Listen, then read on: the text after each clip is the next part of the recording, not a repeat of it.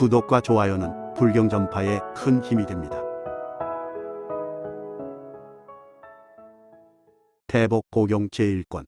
이와 같이 나는 들었다. 어느 때 부처님께서 사이국 기숙국 고도원에 계실 적에 큰 비구들 500명과 함께 계셨다. 또한 백천의 큰 보살과 많은 하늘, 용, 야차, 건달바들과 또 백천의 우바세 우바이들과 사마세계의 주인 봄천왕과 하늘의 제석과 사천왕들과 시방세계의 무량한 비구, 비구니, 우바세, 우바이들과 함께 하셨다. 그때에 열에게서 사중에게 이렇게 설법하셨다. 유가 있으면 호락이 있고 유가 없으면 호락이 없다. 그러므로 호락을 여의는 것이 곧 열반에 으뜸다는 즐거움이니라. 그 500성문 비구는 모두가 아라한이었다. 모든 번뇌가 다하여 다시는 번뇌가 없으며 마음의 자제를 얻으니 비유하자면 큰 용과 같았다. 마음에 좋은 해탈을 얻고 지혜에 좋은 해탈을 얻어 지을 바를 이미 마치고 무거운 짐을 다 벗었으며 자기의 이로움을 얻어 모든 현실의 매듭을 다하였으며 바른 지혜로 마음을 해탈하여 일체에 마음이 자제한 으뜸가는 바람이를 얻었다. 무량한 학인이 있으니 모두 수다원, 사다함, 아나함의 과를 얻었으며 유루법을 성취한 무량한 비구들도 있으며 무량한 아승지 공덕을 성취한 보살마하살도 있었다. 시방에서 온 이도 산수와 비유로 미칠 수 없으며 또한 일체 성문, 영각이 능히 알 바도 아니었다. 문수사리 보살과 대력보살, 관세음보살, 미륵보살과 이러한 상수 보살마하살을 제외하고도 무량 아승지 대승이 있으니 비유하자면 땅에서 나온 초목과 같았으며 다른 세계에서 온 보살들도 이와 같아서 이루 헤아릴 수 없었다. 또 비구니 차마가 비구니의 무리와 함께하였으며 미가라의 어머니라 불리는 우바이 비사가와 말리 부인이 각각 수많은 권속과 함께하였으며 수다타 장자는 모든 우바세와 함께하였다. 그때의 세존이 대중 가운데서 유 비유의 본문을 말씀하셨다. 그때의 바사니광이 잠자리에서 일어나며 생각하되 나는 지금 세존이 계신 곳에 나아가리라 하고는 곧 떠나 북을 치고 소라를 불면서 부처님이 계신 곳에 나아갔다. 그때의 부처님께서는 아시면서도 짐짓 아난에게 물으셨다. 무엇 때문에 북과 소라 소리가 나는가? 아난이 부처님께 대답했다. 바사니광이 부처님께 나오면서 북을 치고 소라를 부는 소리입니다. 부처님께서 아난에게 말씀하셨다. 너도 또한 큰 복보를 쳐라. 내가 지금 대복고경을 강론할 것이다. 아난이 부처님께 여쭈었다. 세존이시여, 제가 이 대복고경이라는 이름을 일찍이 들은 적이 없었습니다. 무엇 때문에 대복고경이라 부릅니까?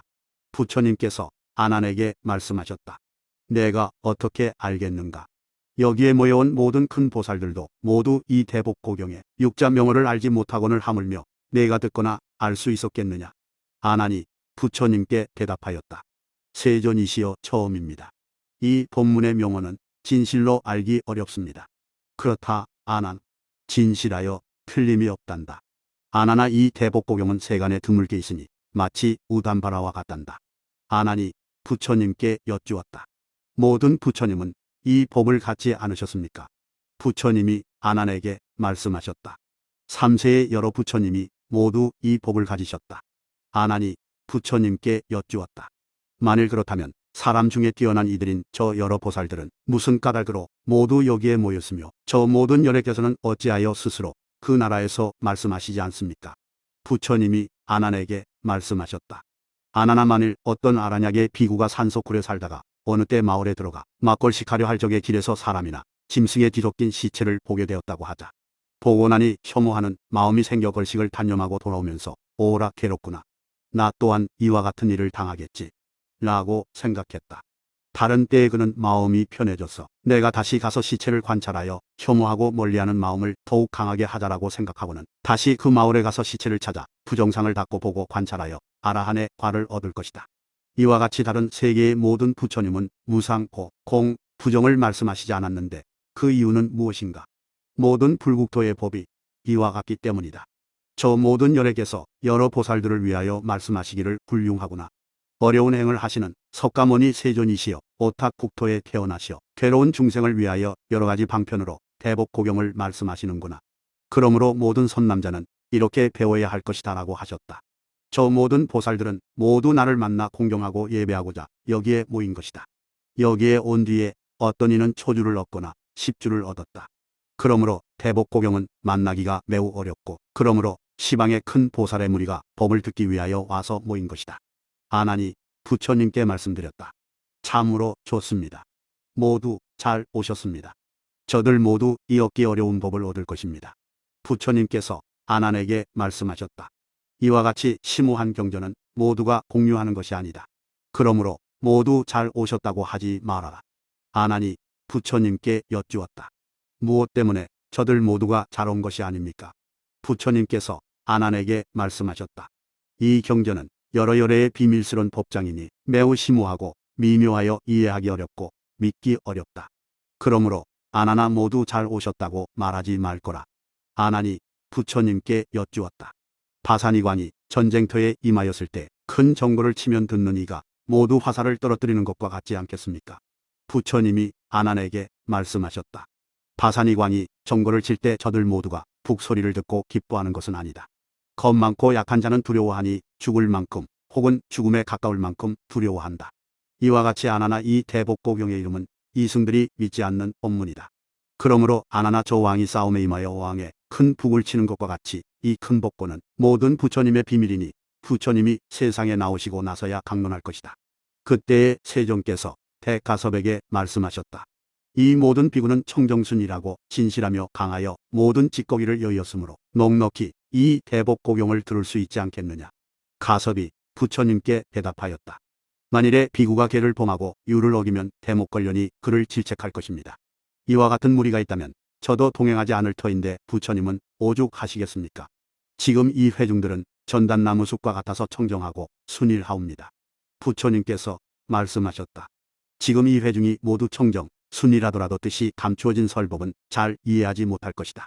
가섭이 부처님께 여쭈었다. 뜻이 감추어진 설법이란 무엇입니까? 부처님이 가섭에게 말씀하셨다. 뜻이 감추어진 설법이란 열애가 결국에는 열반한다고 말하나 사실은 열애가 상주하여 멸하지 않는 것을 가리킨다. 열반에 든다는 것은 헐고 무너지는 법을 가리키는 것이 아니다. 이 수다라는 가리움을 여의고 청정하여 분명하게 드러난 음성으로 백천의 인연을 분별하고 열어 보인다. 그러므로 가섭아, 이 모든 대중을 다시 관찰해야 할 것이다. 이때의 대가섭이 다시 저 모여온 이들을 관찰하고 어떻게 왔느냐? 라고 물었다. 그러자 찰나간의 믿음이 낮은 중생과 성문, 영각과 초업의 보살은 스스로 견디기 어려워 물러갈 마음이 생겼다. 비유하자면 왕가의 역사 같은 것이다. 무리 가운데 유명한 1000명의 장사가 있는데 왕가의 역사가 자리에서 일어나 북을 치며 누가 감히 나하고 힘을 겨루겠는가? 라고 외치면 그를 감당하지 못할 이들은 잠자코 앉아서 나는 감히 저 사람과 힘을 겨룰 수가 없다. 어쩌면 다쳐서 목숨을 잃을 수도 있다라고 생각할 것이다. 그래서 저 무리 중에 감히 대적할 사람이 없으면 용맹하고 굳세어 굴복시키기 어려운 역사라 부르며 큰 승리의 깃발을 세운다. 이와 같이 낮고 못난 중생이나 성문, 영각과 초업의 보살이 나는 설법을 듣고 받아들일 수 없다. 열애는 이미 열반에 드셨는데 다시 상주 불멸이라 설법하시니 일찍이 듣지 못한 말씀을 들었다라고 생각하고 자리에서 물러났다. 물러난 것은 무엇 때문인가?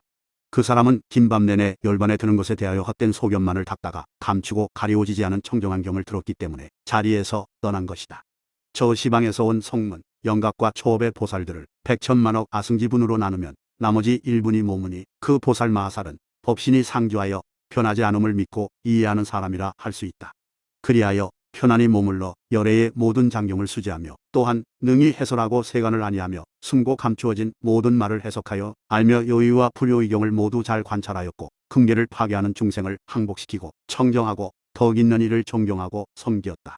또한 마하연에서 크고 맑은 믿음을 얻어 이승에 대하여 기괴한 생각을 일으키지 않으며 이러한 크고 넓은 경을 제외한 다른 경을 말하지 않으며 오직 열애의 상주하심과 열애장이 있음을 말하되 공을 버리지 않으며 또한 신견을 공하게 하지 않아 저 일체 유의의 자성을 공하게 하였다. 부처님께서 가섭에게 말씀하셨다. 너는 다시 대중에게 모두가 이 대복고경의 방광일승 즉 대승의 믿기 어려운 경을 듣고자 하는가? 라고 묻되 이와 같이 3번을 물어라. 가섭이 부처님께 말씀드렸다. 알겠습니다. 세존이시여. 그리고 곧 자리에서 일어나 우통을 벗어 오른쪽 어깨를 드러내고 오른쪽 무릎을 땅에 대고 머리를 숙여 부처님 발에 예배하고 오른쪽으로 3번 돌고 나서 대중에게 말하였다. 모두 이 대복고경을 듣고자 하는가? 열애께서 이제 그대들을 위하여 널리 일승을 말씀하실 것인데 이른바 대승이어서 모든 성문, 영각의 경계를 뛰어넘은 것이다. 이렇게 3번 외치니 그들은 모두 대답하였다. 즐거이 들기를 원합니다. 대가섭이시여, 우리 모두는 듣기 위하여 왔으니 불쌍히 여기셔서 우리를 위하여 대복고경을 말씀하여 주십시오. 가섭이 다시 말하였다. 그대들은 무엇을 믿는다고 말할 것인가? 그들이 즉시 대답하였다. 비유하자면 나이가 겨우 20살인 선비에게 100살짜리 아들이 있다고 부처님께서 말씀하셔도 우리들은 그렇게 따라 믿을 것입니다. 하물며 바른 법을 말씀하시는데 어찌 믿지 않겠습니까? 우리가 그렇게 믿는 것은 어째서입니까? 열에는 말씀하신 대로 행하시며 안목이 청정하여 두루 비추시되 걸림이 없으시고 그 불안으로서 저희들의 마음을 관찰하여 아시기 때문입니다. 가섭은 찬탄하였다. 참으로 좋은 말이로다. 그대들 모든 현자여 대복고경을 듣고 지니거나 말할 수 있을 것이다. 부처님께서 가섭에게 말씀하셨다. 비유하자면 나이가 겨우 20살인 선비에게 100살짜리 아들이 있는 것 같으니 대복고경 또한 그와 같다. 그 이유는 무엇인가? 열에는 열반하였는데 다시 상주한다며 일체는 무아인데 다시 알을 말하기 때문이다.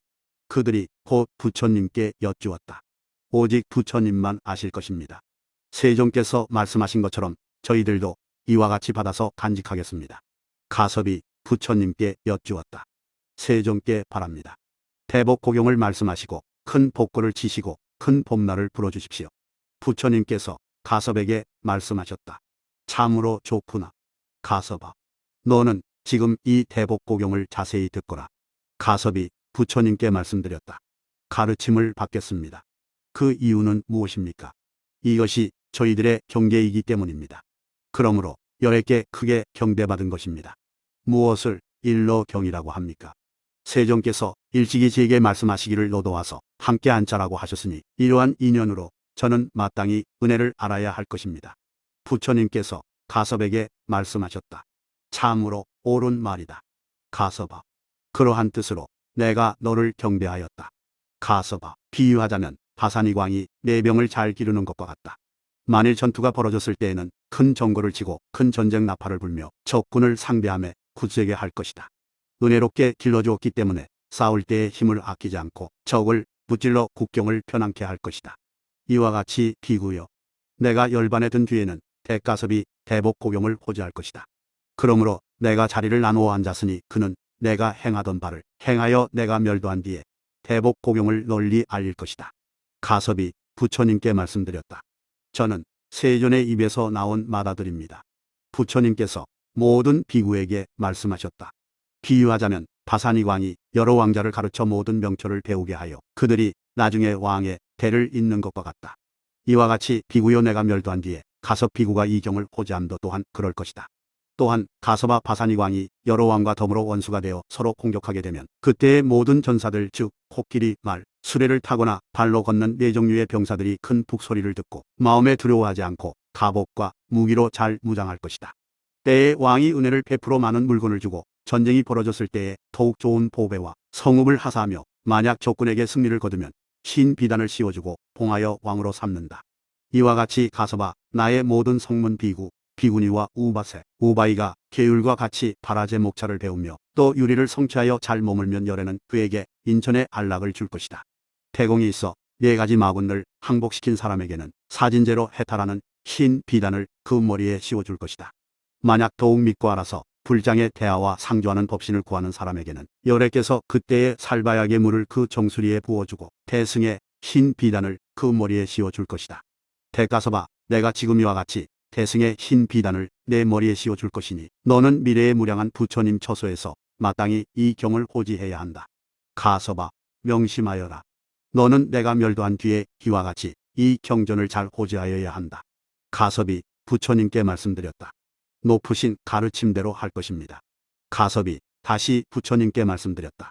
그리고 저는 오늘부터 멸도할 때까지 이 경을 호지하고 널리 말하겠습니다. 부처님께서 가섭에게 말씀하셨다. 참으로 좋구나. 이제 그대들을 위해 대복고경을 말해주겠다. 그때의 허공에서 하늘과 용들이 같은 소리로 찬탄하였다. 참으로 잘했습니다. 가섭이여, 오늘 모든 하늘은 하늘꽃을 많이 내리고 모든 용왕은 감노수와 미세한 가루향을 내려 일체 중생을 안위하고 즐겁게 할 것이니 세종께서 세우신 법의 마다들이 되시길 바랍니다. 그때의 하늘과 용의 무리가 같은 소리로 개성을 읊었다. 왕은 사의성에서 북을 치고 전라를 불며 토방은 기원 숲에서 커다란 복골을 치시네. 부처님께서 가섭에게 말씀하셨다. 너는 이제 질문의 방망이로 대복골을 두드려라. 열에 토방께서 너를 위하여 말할 것이며 천중천께서 그대들의 의심을 해결해 줄 것이다. 그때의 부처님께서 대가섭에게 말씀하셨다. 신대방광이라는 비구가 있는데 사중이 그 이름을 들으면 탐, 진, 치의 화살이 모두 빠져나간다. 그 이유는 무엇인가? 가섭아, 비유하자면 바산이광에게 상약이라는 의원이 있는 것과 같다. 만일 바산이광이 전쟁을 할 때의 상약에게 그대는 지금 빨리 중생들을 위하여 화살을 뽑아내는 약을 가져오라라고 말하면 상약은 곧 소독하는 약을 갖고 온다. 왕이 그것을 전고에 바른다. 약을 바르거나 훈증하거나 두드리는데 저 중생 가운데 독화살을 맞은 자는 그 북소리를 듣고 나서 한 유순이나 두 유순 사이에 화살이 모두 빠져나온다. 이와 같이 가섭아, 만일 어떤 이가 신방광 비구의 이름을 들으면 탐, 진, 치의 화살이 모두 빠져나간다. 그 이유는 무엇인가? 그가 이 경을 계기 삼아 바른 법을 더 넓히고 그것으로서 현전의 법을 성취하였기 때문에 이러한 큰 열매를 얻는 것이다. 대가섭아, 너는 잘 보아야 한다. 저 무심한 북에다 무심한 약을 바르거나 훈증하거나 두드려도 이 힘이 중생을 이롭게 한다. 하물며 저 보살마하살인 신방광비구의 이름을 듣고도 중생의 삼독의 화살을 제거하지 못하겠느냐. 가섭이 부처님께 말씀드렸다. 보살의 이름만 들어도 중생의 세 가지 독화살을 제거할 수 있는데 더욱이 세존의 명호와 공덕을 칭송하여 나무석가모니라 말하거나 석가모니의 명호와 공덕을 찬탄한다면 중생의 세 가지 독화살을 뽑아내지 못하겠습니까? 이 대복고경을 듣고 중생을 위로하고 개성이나 구절로서 설명하여 더욱 널리 알린다면 세 가지 독화살을 뽑지 못하겠습니까? 부처님께서 가섭에게 말씀하셨다. 내가 앞서 말한 것처럼 계행이 청정한 비구가 마음에 하고자 하는 바를 따르면 본원인 까닭에 일체의 부처님이 이 법을 모두 소유하시니 이른바 짓지 않고 일으키지 않고 멸하지 않는 대복고경이다. 그러므로 가섭아, 너는 후생에 또한 나와 같이 되어야 한다. 그 이유는 무엇인가? 사중 가운데 내 이름을 듣는 사람은 세 가지 독화살이 모두 빠져나오기 때문이다. 그러므로 가섭아, 너는 지금 나에게 대복고경을 물어 내가 멸도한 뒤에 세간에서 오랫동안 호지하고 설명하거라. 가섭이 부처님께 말씀드렸다. 좋은 말씀이십니다. 세존이시여, 지금 저를 위하여 대복고경을 말씀하여 주십시오. 부처님께서 가섭에게 말씀하셨다. 너는 대복고경에 대해서 조금 물어보라. 이때에 가섭이 곧 부처님께 여쭈었다. 좋은 말씀이십니다. 세존이시여, 의심나는 것을 여쭈어 보겠습니다. 세존께서 말씀하시기를 만일 유가 있으면 고락이 있고 유가 없으면 고락이 없다라 하셨으니 이것은 무슨 뜻입니까? 부처님께서 가섭에게 말씀하셨다. 유가 없다는 것은 이른바 열반제일의 즐거움이다. 그러므로 고락을 여의면 열반제일의 즐거움을 얻는다. 괴로워하거나 즐거워하면 이것은 유이니 만일 유가 없다면 고도 낙도 없다. 그러므로 열반을 얻고자 하는 사람은 반드시 유를 끊어야 할 것이다. 그때에 세존께서 이 뜻을 거듭하시려고 개성으로 말씀하셨다. 일체의 유는 무상하며 또한 변하지 않음이 없노라. 그 유가 있으면 고락이 있고 유가 없으면 고락도 없노라. 위가 없으면 고락이 없고 위가 있으면 고락이 있노라. 모든 유의를 즐거워 말고 또한 가까이 익히지 말아라. 사람이 안락을 얻으면 도리어 다시 괴로움에 떨어지며 열반에 이르지 못하면 안락한 곳에 머무르지 못하리라. 그때의 가섭이 개성으로 대답하였다. 중생이 유를 행하지 않는 것이 열반의 제일 가는 즐거움이라네. 그들은 이름만을 즐거워하니 즐거움을 받는 이 없으리라. 그때의 세존께서 다시 개성으로 말씀하셨다. 항상된 해탈은 이름이 아니어서 묘한 색이 조용히 머무르니 성문이나 영각이나 보살들의 경계가 아니라네. 가섭이 부처님께 여쭈었다. 세존이시여, 어찌하여 새기면서도 상주한다고 말씀하십니까? 부처님께서 가섭에게 말씀하셨다. 가섭아, 이제 비유로 말해주겠다. 비유하자면 남방 마두라에서 온 선비와 같은 것이다. 어떤 사람이 그에게 그대는 어디에서 왔는가? 라고 묻자 선비가 마두라에서 왔어라고 대답했는데 그 사람이 곧 다시 묻기를 마두라가 어느 쪽에 있는가라고 하면 그 선비는 곧 손으로 남방을 가리킬 것이다. 가섭아, 그 사람이 여기에서 믿음을 얻지 않겠느냐? 그 이유는 무엇인가? 이 선비가 직접 그곳을 보고 왔기 때문이다. 이와 같이 가서봐 내가 보았기 때문에 너는 나를 믿을 것이다. 그때에 세종께서 개성으로 말씀하셨다. 비유하자면 어떤 선비가 손가락으로 허공을 가리키는 것과 같으니 나 또한 이와 같이 명자로 해탈을 설명하네. 비유하자면 어떤 선비가 멀리 남방에서 온 것과 같으니 나 또한 이와 같이 저 열반에서 나왔다네. 부처님께서 다시 말씀하셨다. 그러나 가서마 뜻을 본 사람은 인연을 기다리지 않지만 뜻을 보지 못한 사람은 인연을 기다린다. 이와 같이 가서봐 모든 부처님 세종께서는 항상 무량한 인연을 가지고 해탈을 드러내 보이신다. 가섭이 부처님께 여쭈었다. 무엇이 인입니까? 부처님께서 가섭에게 말씀하셨다. 인이란 일이다. 가섭이 부처님께 여쭈었다. 무엇이 연입니까? 부처님께서 가섭에게 말씀하셨다. 연이란 기대입니다. 가섭이 부처님께 말씀드렸다. 다시 드러내 보여주시기를 바랍니다. 무엇이라 비유할 수 있습니까? 부처님께서 가섭에게 말씀하셨다. 만약 부모를 통해 아이를 낳았다면 어머니는 인이여 아버지는 연이다. 그러므로 부모가 인연으로 아이를 낳으니 이와 같이 인연으로 머무는 법을 이름하여 성이라 한다. 가섭이 부처님께 여쭈었다. 성이란 무슨 뜻입니까? 부처님께서 가섭에게 말씀하셨다. 성이란 세간에서 성취함을 가리킨다. 가섭이 부처님께 여쭈었다. 무엇을 세간이라 합니까? 부처님께서 가섭에게 말씀하셨다. 중생이 화합하여 세운 것이다. 가섭이 부처님께 여쭈었다. 무엇을 중생이라 합니까? 부처님께서 가섭에게 말씀하셨다. 법이 모여서 세워진 것이다. 가섭이 부처님께 여쭈었다. 무엇을 법이라 합니까? 부처님께서 가섭에게 말씀하셨다. 법이 아닌 것도 법이며 법 또한 법이 아니다. 법은 다시 두 가지가 있다. 어떤 두 가지인가? 유유와 무위색과 비색이니 다시 제3의 법은 존재하지 않는다. 가섭이 부처님께 여쭈었다. 법은 어떠한 형태를 취합니까? 부처님께서 가섭에게 말씀하셨다. 법이란 색이 아니다.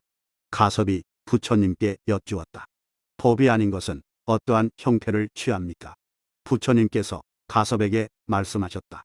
법이 아닌 것도 역시 색이 아니다. 가섭이 부처님께 여쭈었다. 만일 법과 법 아닌 것이 색이 아니며 상도 없다면 무엇을 법이라 하며 무엇을 법 아닌 것이라 합니까? 부처님께서 가섭에게 말씀하셨다. 법이란 열반이여 법 아닌 것이란 이유다. 가섭이 부처님께 여쭈었다.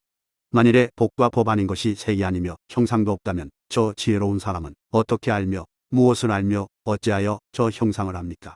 부처님께서 가섭에게 말씀하셨다. 중생이 생사 가운데 살면서 가지가지 복덕과 청정한 성근을 익히면 이것은 바른 행위다. 만일 그가 이러한 법을 행하면 일체 청정한 형상이 생겨날 것이니 이 법을 행하는 사람을 복다운 중생이라 한다. 중생이 생사 가운데 살면서 가지가지 복스럽지 못하고 악한 일을 행하면 이는 착하지 못한 업이다. 만일 그가 이러한 그릇된 법을 행하면 온갖 악하고 부정한 형상이 생겨나니 이러한 그릇된 법을 행하는 사람을 법답지 못한 중생이라 한다. 가섭이 부처님께 여쭈었다. 세존이시여 무엇을 중생이라 합니까? 부처님께서 가섭에게 말씀하셨다. 중생이란 사계를 거두어 세운 것이니 이른바 안에 지계, 수계, 화계, 풍계 및 입, 처, 5근 그리고 13명기지 무진의경 가운데 부정한 사유에서 무명이 생긴다. 그러므로 13지다라고 했다. 수, 상, 사, 심, 의 식을 이루며 이들을 중생법이라 하니 가섭아 알아두거라. 이것을 일체법이라고도 한다. 가섭이 부처님께 여쭈었다. 이 가운데 어떤 법을 중생이라 합니까? 부처님께서 가섭에게 말씀하셨다. 이 가운데 한 법만을 중생이라 하는 것은 아니다. 그 이유는 무엇인가? 가섭아 비유하자면 바산이 광의 북과 같다. 무엇을 북이라 하겠느냐? 가섭이 부처님께 대답하였다. 말씀하신 북은 가죽과 나무와 북체 이 세 가지 법이 화합한 것 이것을 북이라 부릅니다. 부처님께서 가섭에게 말씀하셨다.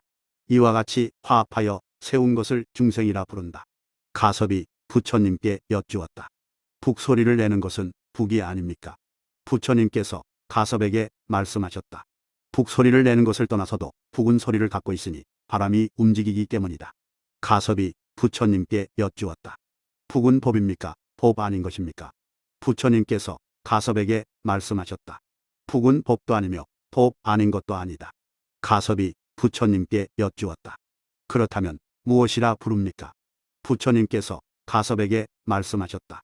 법도 아니고 법 아닌 것도 아닌 것을 무기라 한다. 가섭이 부처님께 여쭈었다. 무기법이 있다면 세간에는 당연히 삼법이 있을 것입니다. 부처님께서 가섭에게 말씀하셨다. 무기법의 형상이란 남자도 아니고 여자도 아닌 것과 같다. 남자도 아니여 여자도 아니어서 불남이라고 하니 무기법의 형상 또한 이와 같다. 가섭이 부처님께 여쭈었다. 세존께서 말씀하신 것과 같다면 부모가 화합하여 아이를 낳되 부모에게 중생의 종자가 없다면 부모의 인연이 되지 못할 것입니다. 부처님께서 가섭에게 말씀하셨다. 그 중생의 종자가 없는 것을 열반이라 한다. 항상 불남인 경우도 이와 같다. 그 이유는 무엇인가? 비유하자면 바산이광이 적국과 싸울 때에 그의 모든 전사들은 장부의 녹을 먹지만 용맹하지 못한 사람은 장부라 하지 않는 것과 같다. 이와 같이 중생의 종자가 없는 이는 부모라 하지 못하니 항상 불남인 경우도 이와 같다. 가섭이 부처님께 여쭈었다. 세존이시여 선법, 불선법, 무기법이라 하셨는데 무엇이 선법이며 무엇이 불선법이며 무엇이 무기법입니까? 부처님께서 가섭에게 말씀하셨다. 가섭아, 즐거운 느낌은 선법이고 괴로운 느낌은 불선법이며 괴롭지도 않고 즐겁지도 않은 느낌은 무기법이니 이 세 가지 법을 중생이 항상 접촉한다. 즐거운 느낌이란 이른바 천상과 인간의 오욕의 공덕이고 괴로운 느낌이란 이른바 지옥, 축생, 악이, 아수라이며 괴롭지 않고 즐겁지 않은 느낌이란 이른바 쇠보짐 따위이다. 가섭이 부처님께 여쭈었다. 이것은 그렇지 않은 것 같습니다. 부처님께서 가섭에게 말씀하셨다. 즐거움에서 괴로움이 생겨나고 괴로움에서 괴로움이 생겨나니 저것이 무기이다. 가섭이 부처님께 여쭈었다. 비유하자면 어떤 것입니까? 부처님께서 가섭에게 말씀하셨다. 음식 때문에 질병이 생기는데 음식은 즐거움이고 병은 괴로움이며 쇠보짐 따위는 무기라 한다. 가섭이 부처님께 여쭈었다. 만일 괴로움과 즐거움을 무기라 한다면 부모와 자식 또한 무기입니까? 부처님께서 가섭에게 말씀하셨다. 그것은 그렇지 않다. 가섭이 부처님께 여쭈었다.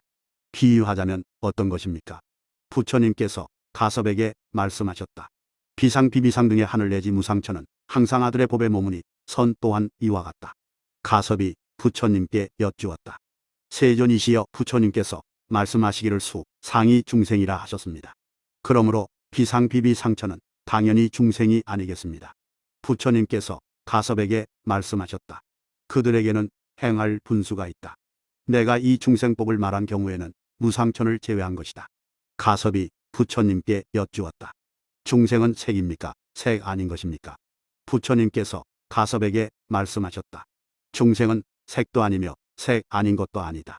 그러나 저 법을 성취한 것을 중생이라 한다. 가섭이 부처님께 여쭈었다. 만일 이와 같이 중생 아닌 법을 성취하여 따로 다른 중생이 있다면 당연히 무색천은 없을 것입니다. 만약 그렇다면 두 가지 세간법 즉 색과 무색이 없겠습니다. 부처님께서 가섭에게 말씀하셨다. 가섭아, 법도 색이 아니며 법 아닌 것도 색이 아니다. 가섭이 부처님께 여쭈었다. 세존이시여 어찌하여 법과 해탈이 함께하며 법 아닌 것이 해탈과 함께하는 것입니까? 무색천에도 해탈이 있는 것입니까? 부처님께서 가섭에게 말씀하셨다. 그렇지 않다. 다만 유의법과 무의법뿐이다. 그러므로 무색천은 유의수이고 해탈은 무의법이며 무색천에는 색성이 있다. 가섭이 부처님께 말씀드렸다. 세존이시여 일체 유의가 색이고 색 아닌 것은 무의이며 무색천에는 색이 있다 하시니 이는 부처님의 경계이지 저희들의 경계는 아닙니다. 부처님께서 가섭에게 말씀하셨다. 참으로 좋은 말이다. 이는 내 경계이지 그대들의 경계가 아니다. 그러므로 모든 부처님이 해탈에 이르면 그들은 모두 색이 있으며 해탈에도 또한 색이 있느니라. 부처님께서 가섭에게 말씀하셨다. 무엇을 무색천이라 하는가? 이 하늘에서 짓는 바를 너는 알겠느냐? 가섭아, 어찌하여 유색천을 무색수라 부르는가? 가섭이 부처님께 말씀드렸다. 저희들의 경계가 아니옵니다. 부처님께서 가섭에게 말씀하셨다. 이와 같이 모든 부처님 세존께서 해탈에 이르면 모두 색이 있으니 너는 마땅히 관찰해야 한다. 가섭이 부처님께 여쭈었다. 세존이시여 만일 이와 같이 해탈을 얻는다면 다시 고락을 받을 것입니다. 부처님께서 가섭에게 말씀하셨다. 만일 어떤 병든 중생이 약을 먹고 병을 여의면 다시 병이 나겠느냐? 가섭이 부처님께 말씀드렸다. 만일 업이 있으면 반드시 병이 날 것입니다. 부처님께서 가섭에게 말씀하셨다. 업이 없는 사람도 병이 있겠느냐? 가섭이 부처님께 말씀드렸다. 아닙니다. 세존이시여. 부처님께서 가섭에게 말씀하셨다. 이와 같이 고락을 여의는 것이 해탈이다. 고락이 병임을 알아야 한다. 장부와 같이 한 사람은 열반을 얻은 사람이다. 가섭이 부처님께 여쭈었다. 만약 고락을 여의는 것이 해탈이라면 업이 없으면 병이 다하겠습니까? 부처님께서 가섭에게 말씀하셨다. 가섭아, 세간의 즐거움이라 하는 것, 그것은 괴로움이니 거기에서 벗어나서 이와 같이 업이 다하면 해탈을 얻는다. 가섭이 부처님께 여쭈었다. 마침내 다하여 마치는 것이 아닙니까? 부처님께서 가섭에게 말씀하셨다. 허공을 바다와 같다고 비유한다면 허공이 바다와 같겠느냐? 허공은 비유할 수가 없고 해탈도 비유할 수 없는 것 또한 그와 같다. 마치 무색계의 하늘에 색이 있으나 알지 못하며 또한 이것 같기도 하고 저것 같기도 하며 이렇게 머물고 이렇게 유지하는 것을 알지 못하니 이는 성문, 영가, 보살의 경계가 아니다. 해탈 또한 그러하다. 가섭이 부처님께 여쭈었다. 세존이시여, 일체 중생은 누가 지었습니까? 부처님께서 가섭에게 말씀하셨다. 가섭아, 중생이 스스로 지었다. 가섭이 부처님께 여쭈었다. 무슨 말씀이십니까? 부처님께서 가섭에게 말씀하셨다. 복을 짓는 이는 부처이고 악을 짓는 이는 중생이다. 가섭이 부처님께 여쭈었다. 최초의 중생은 누가 지었습니까? 부처님께서 가섭에게 말씀하셨다. 비상 비비상 따위 무색계의 하늘은 누가 지었겠느냐? 어떻게 살며 어떻게 머무르느냐? 가섭이 부처님께 여쭈었다. 그들의 모든 업에 대하여 알 수는 없습니다. 그러나 다만 업을 지었습니다. 이와 같이 중생의 생사의 검은 것과 열반의 흰 것은 누가 지었습니까? 부처님께서 가섭에게 말씀하셨다. 업이 지은 것이다. 업이 무량한 법을 일으키고 선도 무량한 법을 일으킨다. 가섭이 부처님께 여쭈었다. 무엇이 업에서 일어나는 것이며 무엇이 선에서 일어나는 것입니까? 부처님께서 가섭에게 말씀하셨다. 업에서 일어나는 것은 유의고 선에서 일어나는 것은 해탈이다. 가섭이 부처님께 여쭈었다. 생명 없는 곳에서는 어떻게 선에서 일어납니까? 부처님께서 가섭에게 말씀하셨다. 여여하여 다르지 않다. 가섭이 부처님께 여쭈었다. 선에서 일어난 경우 어떻게 생명 없는 곳에 이릅니까? 부처님께서 가섭에게 말씀하셨다. 선업을 행해야 한다. 가섭이 부처님께 여쭈었다. 누구의 가르침입니까? 부처님께서 가섭에게 말씀하셨다. 피로탐이 없는 부처님의 가르침이다. 가섭이 부처님께 여쭈었다. 일체의 비롯함이 없는 부처님은 누구를 교화하시고 누구를 가르치십니까? 부처님께서 가섭에게 말씀하셨다. 가섭아, 비롯함이 없음은 일체의 성문, 영각이 생각하여 알 수 있는 것이 아니다. 만일 세간에 태어난 어떤 선비가 지혜롭고 견문이 많아 사리불과 같다고 하자. 밤이 새도록 생각하여도 부처님의 비롯함이 없음을 알지 못하며 누가 가장 먼저인지 열반에 들었는지 중간인지를 알 수 없을 것이다. 그리고 가섭아, 대목불련 같은 이는 신통욕으로 최초의 부처님 세계를 구하였으나 비롯함이 없음은 끝내 얻지 못했다. 이와 같이 일체의 성문, 영각, 십지보살이 모두 알 수가 없었다. 부처님이 본래 일어나신 것을 알기 어려운 것처럼 중생이 원래 일어난 것 또한 이와 같다. 가섭이 부처님께 여쭈었다. 그러므로 세존이시여, 지을 이도 없으며 받을 이도 없겠습니다. 부처님께서 가섭에게 말씀하셨다. 인이 짓는 자이며 받는 자이다. 가섭이 부처님께 여쭈었다. 세간은 다함이 있습니까? 다함이 없습니까? 부처님께서 가섭에게 말씀하셨다. 세간은 일찍이 다한 적이 없으며 다할 것이 없으며 다할 데가 없다. 부처님께서 가섭에게 말씀하셨다. 가섭아, 만일 한 터럭으로 큰 바닷물을 찍어내면 능히 다하게 하겠는가? 가섭이 부처님께 말씀드렸다. 그러하옵니다. 능히 다할 것입니다. 부처님께서 가섭에게 말씀하셨다. 과거 무량 아승지 대겁에 에게라바라는 부처님이 있었는데 세상에 나오시어 널리 복다운 가르침을 베푸셨다. 그때의 성안에는 리차의 아들 일체세갈락견이라는 이가 있었는데 그가 전륜성왕이 되어 바른 법으로 백성을 교화하였다. 왕은 백천 권석과 함께 부처님 처소에 나아가 부처님의 발에 정례하고 오른편으로 3번 돌아 공양을 드린 뒤에 부처님께 저는 얼마나 오랜 시간이 지나야 보살도를 얻겠습니까? 라고 여쭈었다. 부처님은 대왕에게 말씀하셨다. 전륜송왕이 곧 보살이니 다시 다를 것이 없습니다. 그 이유는 무엇입니까? 다른 사람 중에 제석포망과 전륜송왕이 될 리가 없기 때문입니다. 보살이란 곧 제석포망과 전륜송왕이니 먼저 여러 번 제석포망이 되고 난 뒤에라야 비로소 전륜송왕이 되어 바른 법으로 다스릴 수 있습니다. 그대는 이미 항하사 아승지 제석포망이 되었으므로 지금 전륜송왕이 되었습니다. 때에 왕이 제석포망은 어떠한 형상을 했습니까? 라고 여쭈었다. 부처님은 대왕에게 말씀하시기를 제석포망도 지금의 그대처럼 머리에 하늘관을 썼으나 그의 장엄이 그대에게 미치지 못합니다. 부처님의 색상이 장엄하고 뛰어나서 성문, 영각, 보살이 미치지 못하는 것과 같습니다. 부처님의 장엄하심처럼 그대도 또한 이와 같습니다라고 하셨다. 가서봐, 그때의 전륜송왕이 다시 부처님께 제가 얼마나 오랜 시간이 지나면 성불하겠습니까? 라고 여쭈었다. 부처님께서 대왕에게 말씀하셨다. 무릎 깨달음을 얻는 데는 시간이 매우 오래 걸리는 법입니다. 그 이유는 무엇입니까? 가령 대왕께서 그 복덕을 버리고 다시 범부가 되어 한 터럭으로 큰 바닷물을 찍어내요. 바닷물이 거의 말라서 남은 것이 소 발자취 같이 되면 열애가 세상에 나오실 것이니 그 이름은 등광열애, 응공 등정각입니다. 그때에 지자재라는 국왕이 있을 것입니다. 등광열애께서 왕에게 장차부처를 이루리라고 수기하실 것입니다. 그대는 그때에 반드시 그 왕의 맏아들이 되어서 함께 수기를 받을 것입니다. 때에 그 열애께서 대왕이여 그대의 이 맏아들은 옛날부터 지금에 이르도록 큰 바닷물이 마르려 할 때까지 그대의 아들로 태어나 그 중간에 작은 왕이 되지 않고 제석포망과 전륜송왕이 되어 바른 법으로 교화하였습니다. 지자재 대왕이여 그대의 이 맏아들은 이와 같이 용맹정진했습니다. 지자재여 보리는 얻기 어려우니 이 인연 때문에 비유로 말씀드리겠습니다.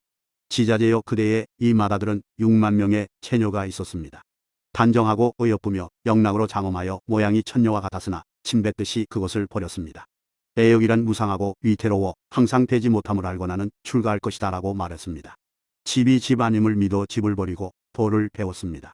그러므로 그 부처님께서 이 동자에게 오는 세상의 부처님이 계시리니 묘모는 석가모니이시고 세계의 이름은 인이며 너의 이름은 일체 세갈락결리차 동자일 것이다. 부처님께서 열반하신 뒤에 정법이 멸하려 할 때가 80년이 남으면 비구가 되어 부처님의 명호를 지니고 이 경을 선양하되 목숨을 돌아보지 않고 할 것이다. 100년의 수명을 마치면 안락국에 태어나 큰 실력을 얻고 제8지에 머물러 한 몸은 도솔천에 있고 한 몸은 안락국에 있으며 다시 한 몸을 변화하여 아이다 부처님께 이 수다라를 물을 것이다 라고 말씀하셨습니다. 때에 지자재왕이 아들에게 수기하심을 듣고 기뻐하며 춤추면서 오늘 열애께서 내 아들이 제8지를 얻을 것이라고 수기하셨다고 할 것이다. 때에 그 동자가 수기하신 말씀을 듣고 더욱 부지런히 정진할 것이다. 가섭이 부처님께 여쭈었다. 그러므로 세존이시여 터럭으로 큰 바다를 찍어내어도 오히려 닿을 수 있을 것입니다. 부처님께서 가섭에게 말씀하셨다. 이 뜻이 무엇인가? 가섭이 부처님께 말씀드렸다. 세존이시여 비유하자면 장사꾼이 돈을 세어 그릇 속에 두고 그의 아들이 울 때마다 한 푼씩 주어 그 그릇 안에 돈이 날마다 줄어드는 것과 같습니다. 이와 같이 보살마하살도 큰 바닷물에서 한 방울 한 방울 줄어드는 것을 다 알며 또한 다른 곳에 있는 것도 아십니다. 하물며 세존께서 중생의 큰 모임이 다하는 것을 모르시겠습니까? 다만 모든 중생은 줄어들지 않음을 일체의 성문, 영각은 알지 못하고 오직 부처님만 아십니다.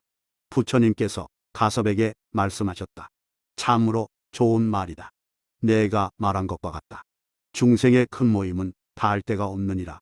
가섭이 부처님께 여쭈었다. 중생이 열반에 드는 것은 다함이 있습니까? 다함이 없습니까? 부처님께서 가섭에게 말씀하셨다. 중생은 다함이 없다. 가섭이 부처님께 여쭈었다. 어찌하여 중생은 다함이 없습니까? 부처님께서 가섭에게 말씀하셨다. 만일 중생이 다함이 있다면 당연히 줄어들미 있을 것이고 이 수투라는 보람이 없게 될 것이다. 그러므로 가섭아 모든 부처님 세존께서 열반에 드시는 것은 모두가 항상 머무르시는 것이다. 이러한 까닭에 모든 부처님 세존께서 열반에 드시는 것은 곧 사라지는 것이 아니다. 가섭이 부처님께 여쭈었다. 어찌하여 모든 부처님 세존은 열반에 드셔도 끝내 사라지지 않습니까? 부처님께서 가섭에게 말씀하셨다. 그렇다. 그렇다. 집이 무너지면 허공이 되니 참으로 이와 같이 모든 부처님의 열반은 곧 해탈인 것이다.